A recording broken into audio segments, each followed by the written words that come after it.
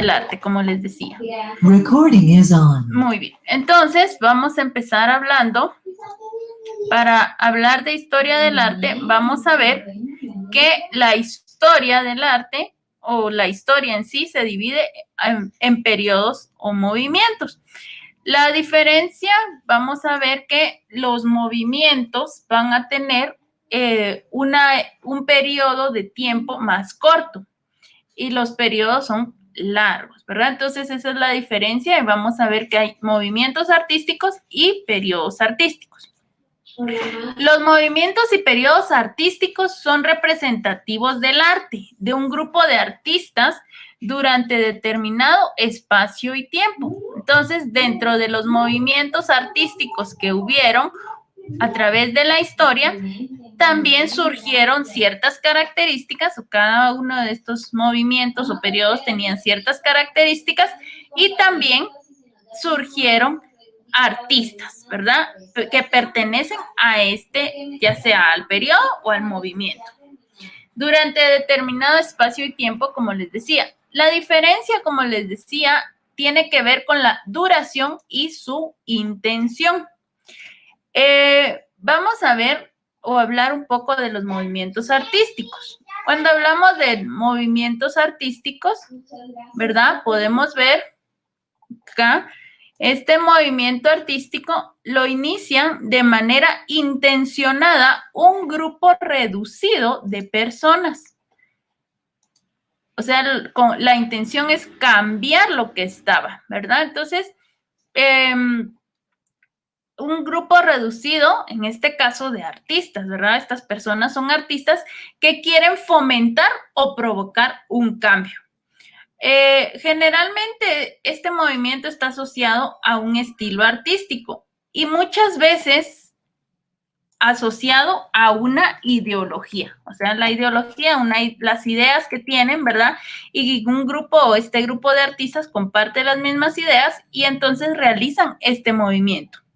Por ejemplo, también en aspectos sociales hay movimientos, ¿verdad? Existen movimientos sociales como, por ejemplo, un movimiento feminista, un movimiento por los derechos civiles, movimiento artístico, un movimiento revolucionario. Lo que hace es abogar por una nueva perspectiva sobre cuestiones concretas. Por ejemplo, estos miembros del movimiento, en un caso social, ¿verdad? Pueden oponerse a la guerra o a un sistema determinado o un político, ¿verdad? O también pueden escribir manifiestos con una exposición detallada de sus objetivos y celebran asambleas. Eso es lo relacionado con los movimientos. Lo más habitual es que los artistas de un movimiento tengan relación entre ellos y expongan sus obras de manera colectiva. Su arte entonces va a compartir características de estilo y aborda temas similares. Y entonces con eso es como inician un movimiento.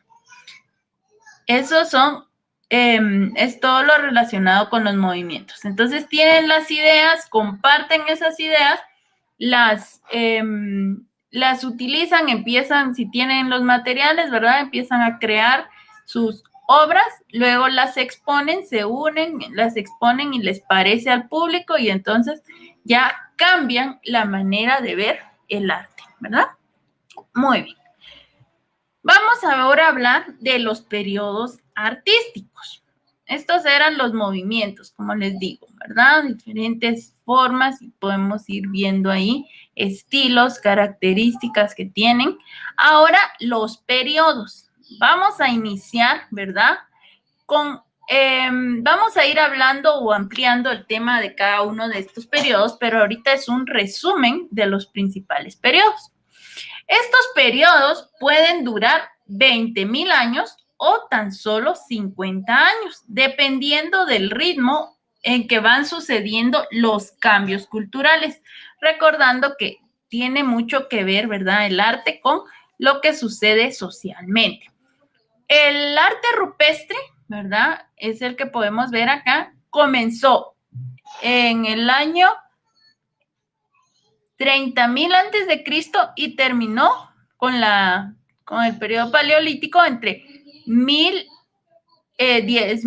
y 8.000 años antes de Cristo, según la zona geográfica y el receso de la edad de hielo.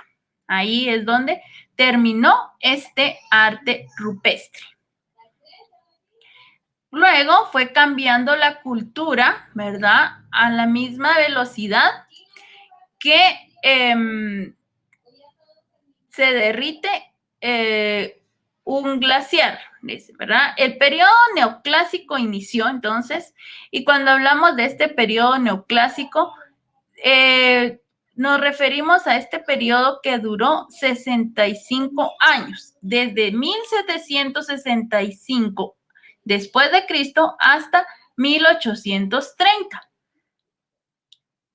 También algo relacionado con este periodo neoclásico, que es ya estamos hablando de todo lo clásico, recordando Grecia y Roma, y también la caída del Imperio Romano. Entonces, vamos a ver que la revolución industrial aceleró cambios sociales en esta época y culturales a partir de mediados del siglo XVIII. Entonces, este periodo, ¿verdad?, del neoclásico solo duró 65 años. Después del periodo neoclásico, viene el periodo del Renacimiento, ¿verdad? Vamos a ver que a veces, ¿verdad?, la distinción entre el periodo y el movimiento es difusa, porque a veces dentro de un mismo periodo pueden surgir varios movimientos o un movimiento o como les decía, varios, ¿verdad?, dentro del mismo periodo. Entonces no se puede ver exactamente dónde termina el movimiento y dónde empieza el periodo, o si era parte de este periodo el movimiento, o todavía, o a veces es parte, el movimiento empieza en un periodo y continúa en el otro, ¿verdad? Entonces es difuso, por eso se dice que es difusa esta distinción, ¿verdad? O cómo distinguirlos. Entonces vamos a ver que luego de este periodo neoclásico viene el periodo del Renacimiento, que algunos lo consideran, ¿verdad?, no como un periodo, sino como un subperiodo dentro del Renacimiento, y le llaman Alto Renacimiento. El Alto Renacimiento, ¿verdad?, lo consideran como un subperiodo, o también otros lo consideran solo como un movimiento. Solo duró de 1495 a 1520, ya que dos de sus tres principales artistas murieron. ¿Se recuerdan? Habíamos hablado de Miguel Ángel, ¿verdad? Entonces, también estos artistas habían muerto, ¿verdad?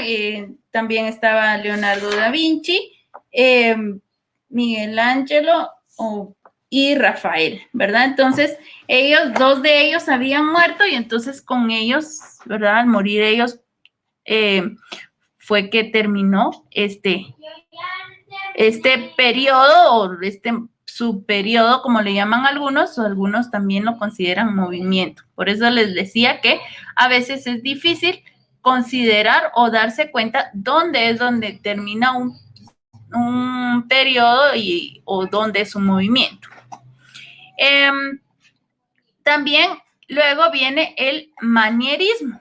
Cuando hablamos del manierismo, ¿verdad?, se consideró un periodo, pero actualmente, para la opinión general, dice que no es un periodo, sino es un movimiento que comenzó a mediados de la década de 1520. En esta década, ¿verdad?, de 1520, a mediados de esta década, inició con obras de Rosso Fiorentino, Pontormo, Parmigianino. No se llamaron a sí mismos ellos manieristas, sino que pensaban que su arte y su estilo eran meras extensiones de lo que Rafael y otros habrían hecho, ¿verdad? Entonces, habíamos hablado de Rafael, de Michelangelo, de Leonardo da Vinci, Donatello, ¿verdad? Entonces, de ellos por eso no se llamaban manieristas, sino que solo era como una extensión de lo que habían hecho otros artistas. Y otros que habían sobresalido durante el Renacimiento. Pero conscientes o no, o sea, llamándose manieristas o no manieristas, en la historia sí se les considera como un periodo, ¿verdad? Porque sí cambiaron, en cierta forma, tomaron ideas de los anteriores, pero cambiaron esa manera, ¿verdad?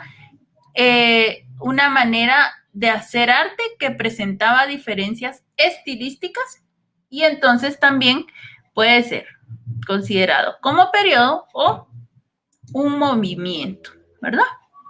Esto es entonces relacionado con la introducción o la primera clase de historia del arte.